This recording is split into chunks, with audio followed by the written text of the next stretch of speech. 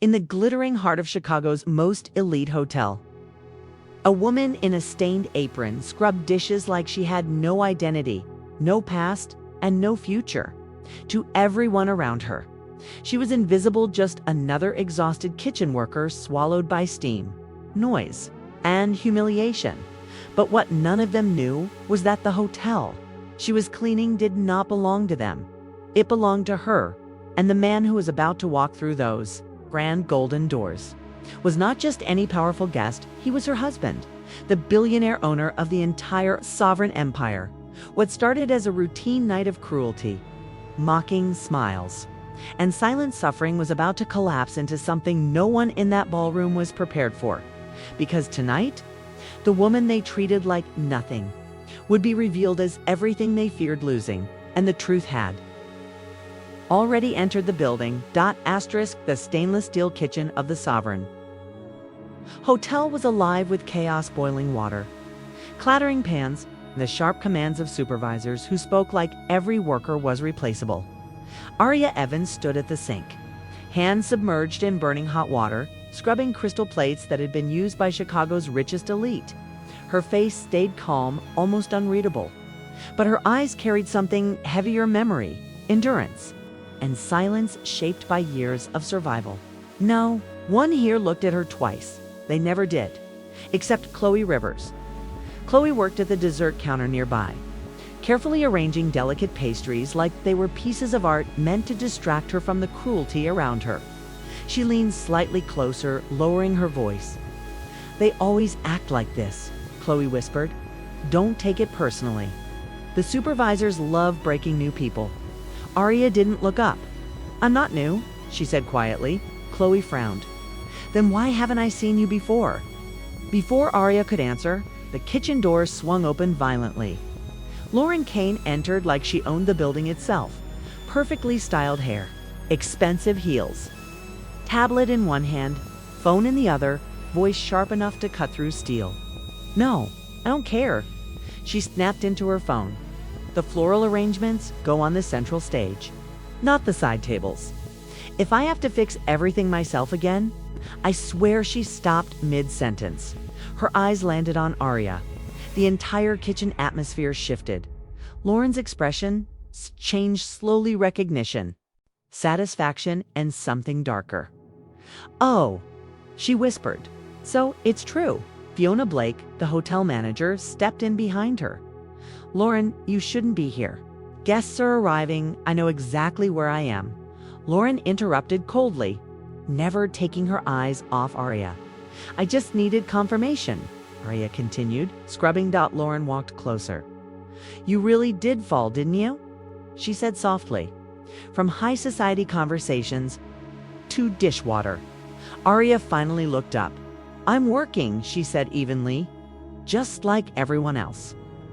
A bitter smile curved Lauren's lips. "No, darling. Not everyone works the same way. Some people rise, and some people belong exactly where they are placed." The room went quiet. Even the sound of boiling water seemed to fade. Chloe shifted uncomfortably. Fiona tried to regain control. "Lauren, we have trained staff for everything. You don't need—" "I want her," Lauren interrupted. Her finger pointed directly at Aria. "I want her to serve the crystal glasses at the gala." Personally, Fiona frowned. "That's unnecessary." "No," Lauren said sharply. "It's essential." She leaned slightly closer, voice lowering. "I want her to see what she lost." The silence that followed was suffocating. Aria slowly dried her hands. "I'll do it," she said. No resistance, no emotion, just acceptance. And that calm obedience disturbed Lauren far more than defiance would have. The ballroom was a completely different universe. Soft golden lights, crystal chandeliers, violins floating through the air, wealth dressed in diamonds and arrogance. Aria walked through it holding a heavy, silver tray of crystal glasses. No one noticed her, not the investors, not the politicians, not the social elites laughing over expensive wine. She was invisible again. At the head table sat Amelia Evans, a woman who didn't speak loudly because she didn't need to. Everything around her adjusted itself to her silence. Arya placed a glass carefully in front of a guest. "Watch it." The woman snapped without looking.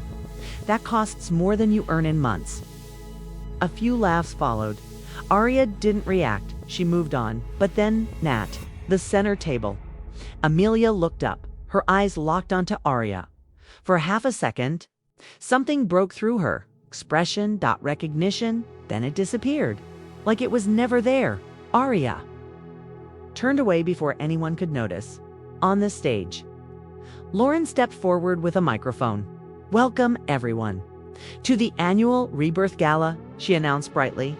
"Tonight is about generosity, dignity, and appreciating those who serve behind the scenes." Polite applause followed. Arya stopped walking. Lauren's smile sharpened. "And speaking of those who serve," she continued, "let's take a moment to appreciate our kitchen staff."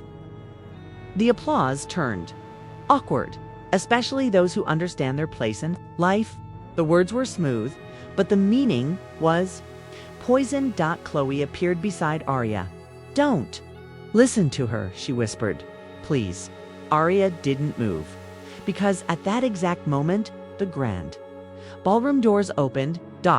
Everything changed. A man stepped inside. Tall, controlled, dangerous. In his calmness, every guest stood instinctively. Even laughter died mid-air. Lauren froze. Fiona went pale, and Arya closed her eyes for a brief second because she knew that walk, that silence, that presence. Damien Evans had arrived, the owner of the Sovereign Hotel, and her husband, Damien, didn't speak when he entered. He didn't need to. His presence alone shifted the entire room into tension. He walked slowly, scanning everything, not the guests, not the stage, but the service doors, until his eyes found her. Arya stood near the kitchen entrance, holding the empty tray. Their eyes met. No words, but something passed between them, understanding built over years, secrets buried under luxury, truth hidden behind silence. Damien's jaw tightened. Then he did something no one expected. He didn't walk to Arya.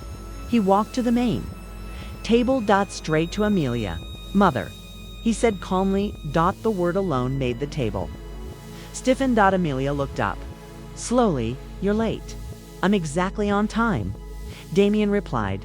The air around them felt heavier. Lauren forced a smile on stage. "Trying to recover, ladies and gentlemen. Please welcome Mr. Damien Evans." Applause erupted. But it was nervous now, forced. Damien ignored it. His attention stayed on Amelia. "Interesting evening," he said quietly. "I've seen a lot tonight." Something in his tone made Amelia pause. Meanwhile, Arya quietly stepped back toward the kitchen doors, but she didn't leave. She watched Lauren approach Amelia's table quickly, trying to salvage control. "Your wife has been," Damien interrupted softly. "My wife is closer than you think." Silence dropped instantly. Lauren froze. Fiona blinked. Even Amelia's fingers tightened slightly around her fork. Arthur Parker, an older respected guest, leaned forward. "Damien," he said warmly, "I was just asking about Arya. It's been a while since we've seen her at events like this." At the mention of her name, the entire energy shifted again. Lauren turned too quickly. "She's here?" Arthur asked. Damien nodded slightly. "She's always here," he said. A pause. "She just hasn't been seen." Back in the kitchen doorway, Arya stood completely still. Lauren's smile cracked for the first time. Arthur frowned. "I don't understand." Damien didn't answer immediately. Instead, he turned toward the stage and spoke. "Clearly, tonight has been educational." His voice sharpened. "I've learned how easily people forget what dignity looks like." The ballroom went silent again. Lauren's hands trembled slightly. Damien continued. "And I've also learned how quickly power is used to humiliate those who don't fight back." His gaze slowly moved toward the kitchen. Doors. Toward Arya. Fiona stepped back. Suddenly uneasy. Arthur leaned toward Damien. What are you saying? Damien exhaled slowly. I'm saying my wife has been standing in that kitchen, watching all of you. Gasps spread through the room. Lauren's face went pale. That's impossible, she whispered. Damien finally turned fully. Arya Evans, he said calmly. Come here. The entire ballroom froze. Every eye turned toward the kitchen entrance. And for the first time, Nyteria stepped forward, not as a worker, but as something far more dangerous than anyone there. Understood. Because truth, once revealed, doesn't ask for permission, it takes its place. The room that once looked down on her, no longer knew where to look, because in a single night, the invisible became undeniable, and the powerless became the center of every truth they had tried to ignore. Arya didn't raise her voice. She didn't need revenge-driven speeches or dramatic anger. Her silence had already done the work. The people who mocked her were now facing something far heavier than punishment. They were facing reality. And reality is the one thing money can never buy: control or silence. Damien stood beside her, not as a separate force, but as proof that her existence had never been small, never been accidental, and never been temporary. And in that moment, the entire ballroom learned something they would never forget. Respect is not given by status. It is earned by humanity, and the people who are ignored the most are often the ones holding everything together.